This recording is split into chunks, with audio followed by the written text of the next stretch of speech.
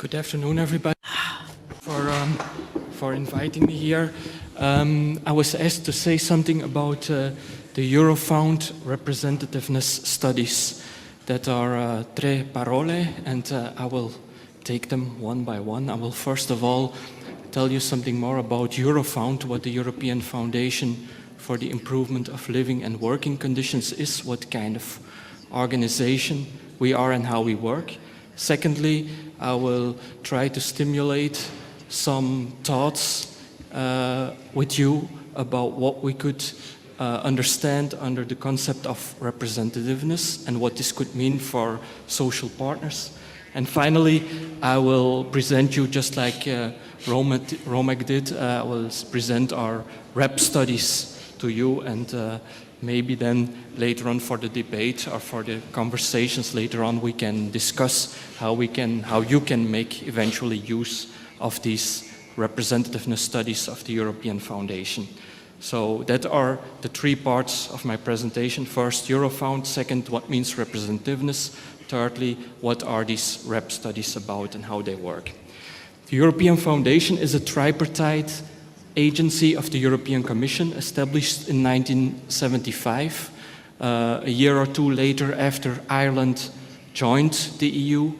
So we're based in Dublin, and we carry out comparative socio-economic research with a staff of about 115 persons and a budget of about 20 million.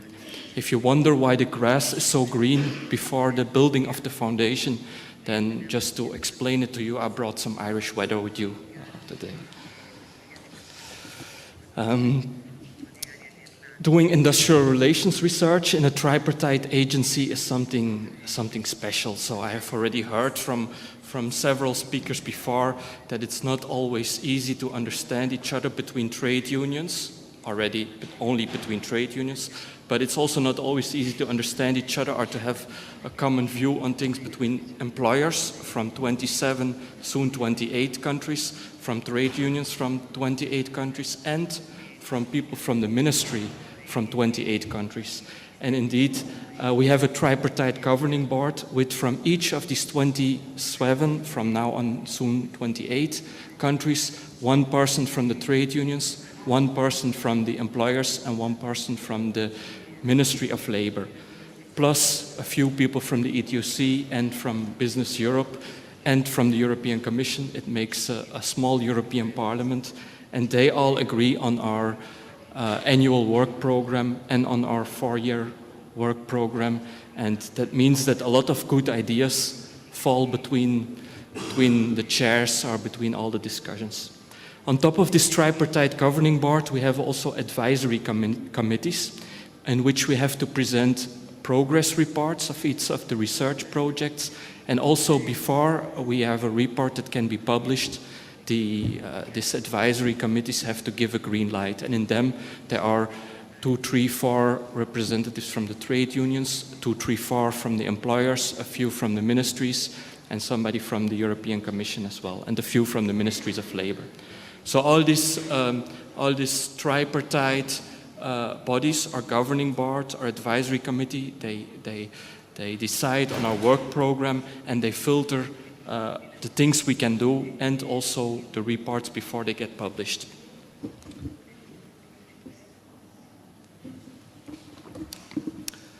Our mission is to provide knowledge and expertise to the social partners and the policymakers by monitoring, analyzing changes that take place in the EU, by see and try to understand these developments and to publish and to share and communicate all these findings. And all the time, of course, we have to respect the three perspectives, the one of the workers, the trade unions, the one of the employers, and the one of governments. Few things we are doing, and you can find more information on this, is a European Working Conditions Survey, a Quality of Life Survey, and a Company Survey that are huge things that deliver a lot of data, and there are a lot of reports on it about. There are also networks where more like news information is presented, and it's IRO, UCO, and ERM. IRO, I think, is especially very interesting, where you have like also country profiles on how industrial relation works in all the different member states. And in the ERM, you have you see reports and overview on restructuring also in multinational companies and in specific sectors. Might be interesting for you. So besides that, we are in our unit, we are doing a lot of CARS, we call it, comparative analytical reports. They are based, in fact, on a questionnaire that we develop on a specific topic. We send this questionnaire to our national correspondents in each of the member states. They send replies to this questionnaire back, and on that basis we produce then overview reports. Representativeness studies, I will come back to that immediately, and we also do case study research. Last year we did a significant project on European Works Council case studies, and Volker Teljohan was one of the team members in this project.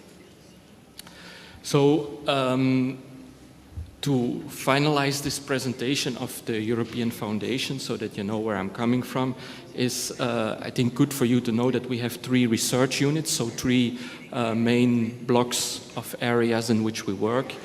One is on living conditions and the quality of life. Second one is on employment and change, and there they look at restructuring, for example, in a macroeconomic perspective. And I work for the working conditions and industrial relations unit, and I wanted to give you one more possibility of a project in our sector. It might maybe give you an idea one day to do something together with us, and that's a stakeholder inquiry service. This is like a project that is possible on the basis of a request of social partner. Most of the time, I must say almost always, it's a joint request of trade unions and employers. So they request us to do a study, and then we can make a tailor-made study for them, answering certain questions. Like, for example, for the moment I'm running such a stakeholder inquiry study for the steel sector, where we're looking at how works councils and trade unions and employers are dealing with stress at work in 3 steel companies. And on the basis of these case studies, we can then maybe later on the social partners can build out some guidelines how they can work with that. So other ways how we can work together would be if you would have an idea for a project, and this would be integrated in our work program. But that, of course, must always be in line with our 4-year work program that's adopted last year and runs from 2013 and 2016. So might always be interesting to take a look at it. It's available on our website. And if this inspires you to propose a certain project, I would say it's always welcome. So I hope with that introduction I have explained you where I come from, and if later on the question is going to come about cooperation, I think this will help you to understand how we work, and that it's not simply having a good idea that is enough for us to implement it. It also needs to go through our governing board, and having convinced all these people is as you might have understood after this, not always the easiest thing to do. But nevertheless, all the data that we have, all the reports that we have, are available online on our website, and with that you can do, I would say, almost whatever you like. So this brings me to the last words, or the last 2 words of my presentation. So representativeness studies, and first of all I would like to take a look at you, or think together to you what representativeness could mean. So it means something in statistical terms and in political terms. In statistical terms, you have very often this concept of representativeness, and there it is all about the level of accuracy of how a certain, the characteristics, the reality of a group is reflected on a small sample.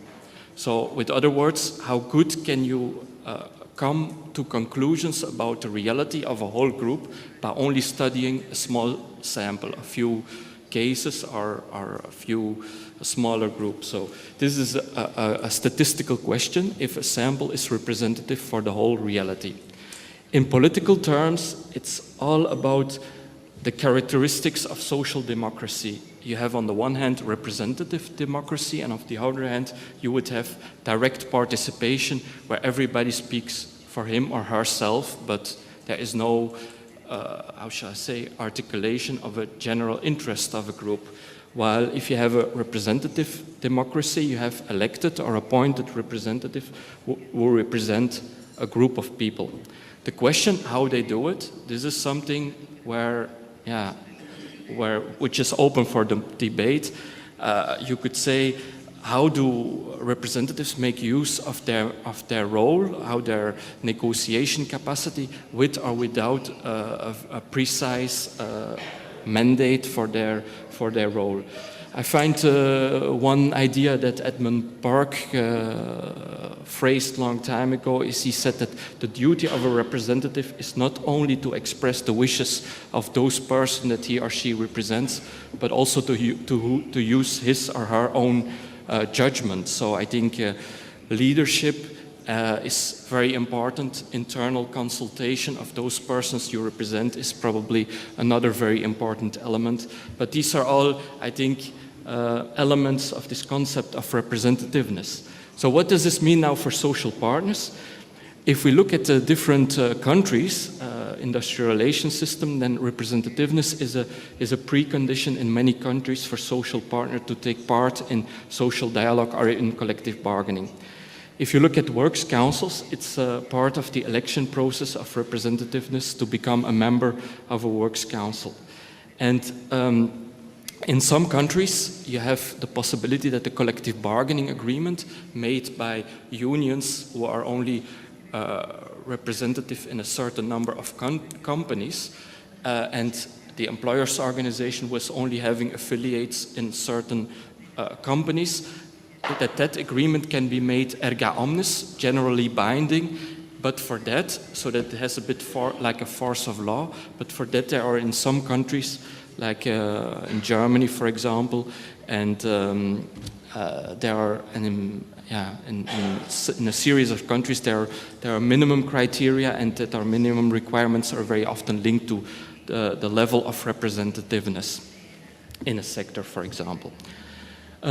So then I'm coming to the rep studies that we implement. For us, it is in fact a question of the European Commission. The European Commission asks us to do these rep studies for the simple reason that in Article 154 of the Treaty on the Functioning of the European Union, it says that social partners have the right to be consulted on certain issues. So imagine that the Commission at a certain moment wants to come up with a directive dealing with, let's say, protection of workers working in with certain chemical substances. Then on the basis of this article of the European Treaty, the social partners in the chemical sector would have the right to be consulted on this issue before the Commission is proposing a legislation to the Council. Now the Commission needs to know if they are obliged to consult the social partners on the basis of this treaty, who are the social partners that has to be invited to be consulted on an issue dealing with that specific sector. So that's the first reason why we are doing rep studies on behalf of the Commission. The second one is that it's a criterion to set up a sector social dialogue committee. So if, for example, tomorrow in the glass sector, where there is still not yet a European sector social dialogue committee, they would want to set up such a body, which would give them the opportunity to meet trade unions and employers from all the countries in Brussels, paid by the European Commission. Then the criterion for the Commission to accept the establishment of such a sector social dialogue committee is a certain level of representativeness. Finally, and I think this is the most important point, is that if you have a sector social dialogue committee, like for example for the commerce sector, there is such a committee for I think about 41 or 42 sectors, there are such committees. If such a committee would make an agreement, so if the trade unions and the employers at the sector level, at European, make an agreement, then on the basis of Article 155 of the treaty, the Commission has to put this agreement towards the Council and to the European Parliament, and they have simply to accept the text of the agreement as it is and transform it in a European directive. So the European Parliament, all these people sitting there, they don't have any right to change any word on an agreement made between the social partners. Also the Council of Ministers, they cannot change it. They simply have to accept what the social partners have agreed. Subsequently, this directive needs to be transposed in all the EU member states by all the governments in all the 27, soon 28 countries. So that makes that the people in the European Sector Social Dialogue Committee have in fact legislative power all over Europe to make an agreement that becomes generally binding. So therefore, the Commission says, okay, to give that power to these social partners in the Sector Social Dialogue Committee, we want to be sure that they have a certain level of representativeness, that they have the right to speak on behalf of the people that we want this agreement to apply to. So that are the three reasons why we are doing REP studies on behalf of the European Commission. How do we do that? First of all, we define the scope of a sector. I will simply quickly jump to the next slide. And how do we do that? It's a definition of by NACE codes. So that is a statistical code of all the economical sectors. So for example, now I'm running a REP study on the chemical sector. So we defined the chemical sector by NACE codes 20, 21, and 22. This is a very political sensitive exercise. It sounds very technical because you see here like which NACE codes are take in or take not, but it's very political sensitive. Why? For the trade unions, this definition, for example, of the chemical sector was absolutely harmless because Industrial, who is involved here, is covering all the three NACE codes, both 20, 21, and 22. So for them, there was no problem. For the employers, on the other hand, the chemical sector employers organization is only covering 20 and 21. And in a number of European countries, they have also plastics and rubber, NACE code 22, but in a number of other countries, the employers are not organizing NACE code 22 rubber and plastics. So that means that, in fact, there are also employers associations in a lot of countries for rubbers and plastics that are separated from the chemical association.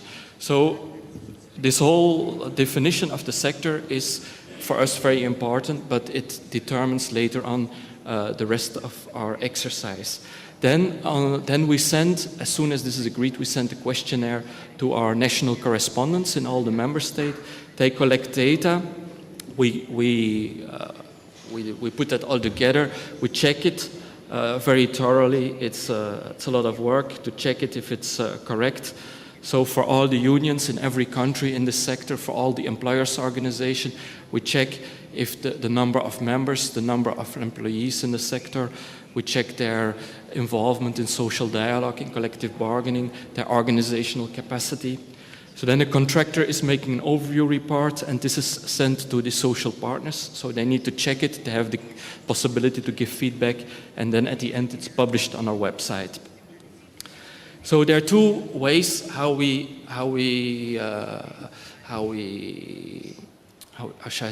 assess the representativeness of this European organization. First of all, a top-down screening. Secondly, a bottom-up screening. The top-down screening is very easy. We ask the trade unions and the employers' organizations in the sector. For the electricity sector, it was Industrial and EPSU. At the trade union side, and at the employer side it was Eurelectric. For the chemical sector, Industrial as trade union, and as employers ECEG. And in the tourism sector, we have done also a REP sector. Kirsten Howald can give you more details because she was involved in that. I think it happened a year ago or something like that. So this is so we asked their affiliates. And then our national correspondents are going, so we ask the affiliates of Industrial, the affiliates of the employers' organization in the sector, and then we look at all the details of all these affiliates. That's the top-down screening, very easy. The bottom-up screening is that our national correspondents are going to look if there are any other national organizations in a country that are also organizing in the sector at the trade union or at the employer side that are involved in collective bargaining in one or the other way. So, and they need to be affiliated to some kind of European organization. So it could be that we find out, for example, that there is a trade union which is organizing in the sector concerned, which are involved in collective bargaining in that country, are affiliated to a European organization, which is then eventually another one than the one that we were looking at from the beginning. This looks a bit complicated, but if I'll explain it, it will become very simply. There are 4 ways of things that we might discover in our study at the national level. Congruence, sectionalism, overlap, or sectional overlap. Congruence means that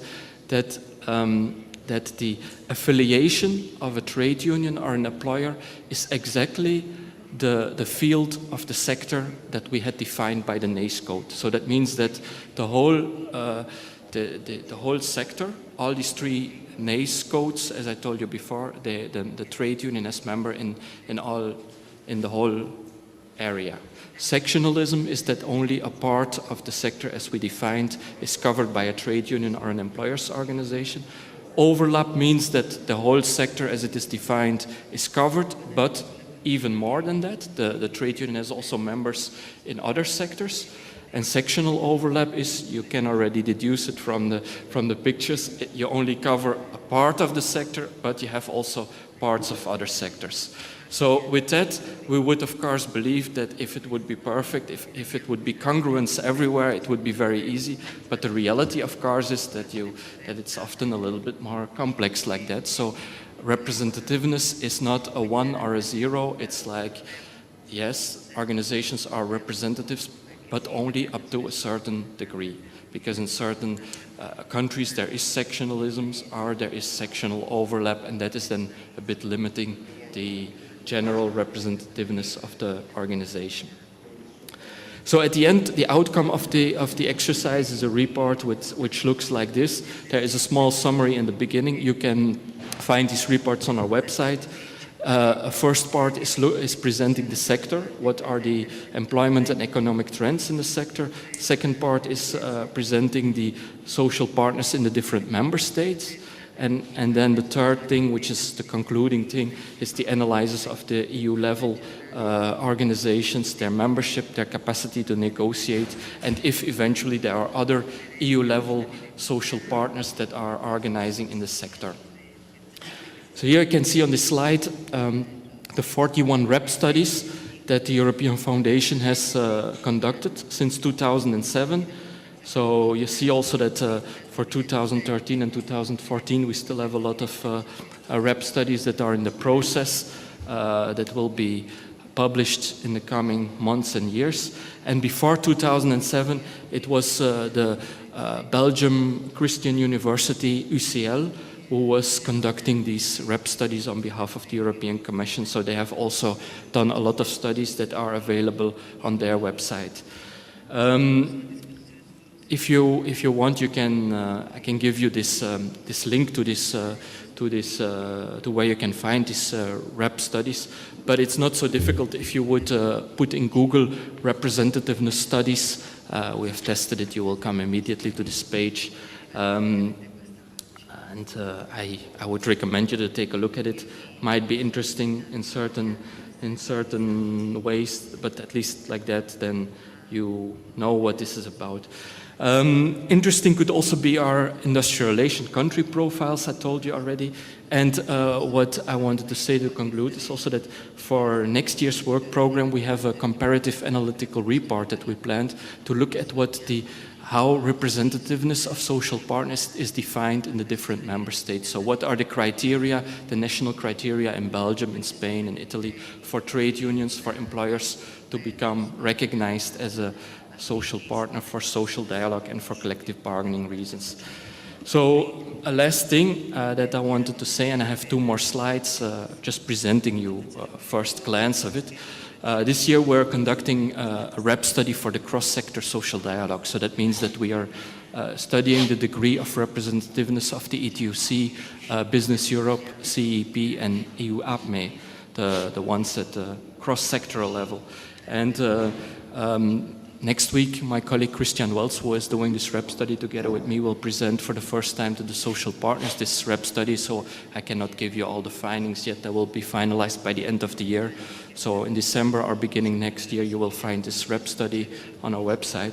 But here you can see already like the number of trade unions and employers organizations in each of the EU member states. And there, I think you can quickly see that pluralism, so cooperation between different trade unions and different employers, is the rule out of Europe, which makes social dialogue and collective bargaining not easy. But I think we talked about it earlier, about cooperation, coordination. I think there's no way around it. The only country is Latvia, Latvia, where I see only one. So there were LBAS, I think, is the single trade union confederation. So it's the only country where they don't need to coordinate, so lucky ones there. Another slide, and we will develop a little bit more on that, is here you can see 2 figures that might be interesting. For the moment, I think the density approach has been very strong for us. So we have been very much looking at the number of employees in a sector, or the number of employees in a certain country, and divided the members of a trade union by the numbers of employees to get the trade union density. And here on this slide you can see in blue the employer density, so the number of employees working in companies that are affiliated to an employer's organization, and in green, the union density, the percentage of workers affiliated to trade unions. You see a huge variety, and I think out of this cross-sector REP study we're going to find a lot of other kinds of data. And I see Koen already thinking with a lot of doubts. If there are still mistakes in it, I can reassure you this is just a first version of the slide. So then you can still give feedback on that. I hope this was inspiring and not too boring for you. Thank you very much for your attention.